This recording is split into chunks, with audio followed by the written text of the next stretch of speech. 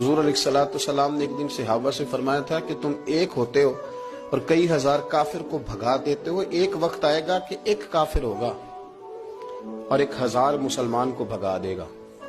اس بیماری کو خاص توجہ سے سننا اور اس کی وجہ بھی سننا کہ بیماری پھیلتی کیسے، بس اس بات کو کبھی نہ بھولنا، یہ نفع دے گی۔ کہا ایک کافر 1000 مسلمان کو آگے لگا کے بھگائے گا، کیونکہ وہ پاک طیب طاہر دلوں والے لوگ تھے۔ وہ بول پڑے یا رسول اللہ صلی اللہ علیہ وسلم کیوں ایک کافر 1000 مسلمان کو بھگا ڈالے گا؟ کیا وجہ ہوئی، کیا ہو جائے گا؟ 2 جملے میرے نبی کریم اور بات ختم کر دی، 2 جملے فرمایا تمہیں وہن ہو جائے گا، وہم نہیں وہن، واو ہا نون، تمہیں وہن ہو جائے گا۔ یا رسول اللہ یہ کس بیماری کا نام ہے؟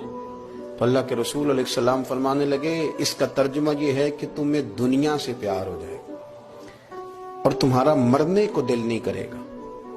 دنیا سے پیار کرو گے، موت کا لفظ آئے گی تمہیں کراہت آئے گی، کراہت، حالانکہ مرنا پکی بات ہے، لیکن تمہیں جب موت سے کراہت آنے لگے اور زندگی سے پیار ہو جائے پھر کافر تمہیں بھگائیں۔